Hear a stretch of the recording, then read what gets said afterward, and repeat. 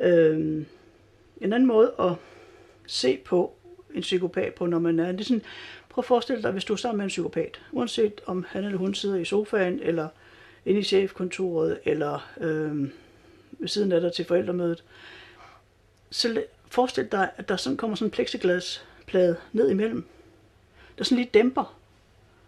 Altså der er sådan en distance, en fysisk distance, at der er den her plade imellem, så du kan godt se, hvad der foregår, men det er sådan alt andet, følelser og lyd og sådan noget er dæmpet. Og se på det som om, se på tingene, altså livet, ligesom man kigger ud af vinduet, det, altså jeg er inde i mig, og der er noget derude, men jeg behøver ikke at tage højde for det, fordi der er et vindue imellem. Det der med at skabe en distance, og hvis man forestiller sig, at der er en plade imellem, så skaber man ubevidst en eller anden form for distance, og det kan holde en sund. Jeg var engang ude i planetariet, det der store akvarie, halløj, der er kommet ud på Amager. Og inde i, der er sådan et stort hovedbassin, eddermuk med stort, og der er godt nok mange tons vand. Og jeg hørte lidt med, at de der glasruder, som man går og kigger på, de er sådan flere meter tykke for at kunne holde de der vandmasser.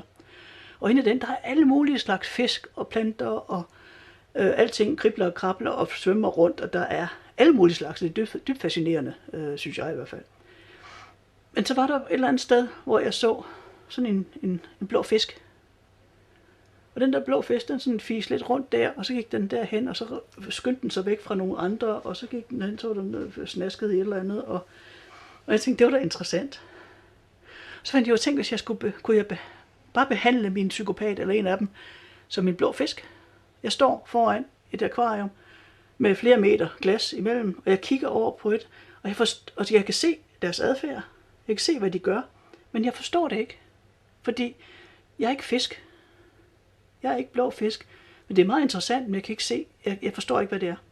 Og principielt forstår jeg heller ikke, hvad en psykopat er eller gør, fordi det er så langt fra den personlighed, jeg er, og det er derfor, vi hopper i, fordi vi simpelthen ikke forstår, at psykopater er så anderledes.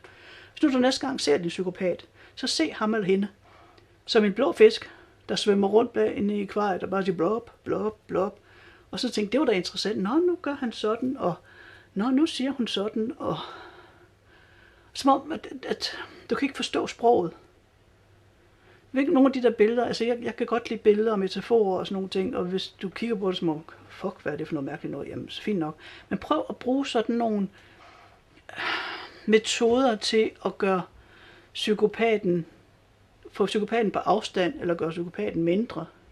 Jeg havde en veninde, der betragtede sin eksmand som sådan en lille grøn ært hver gang, og sådan der helt indtørret hver gang hun så ham. Og det havde hun inde i billedet, inde i hovedet.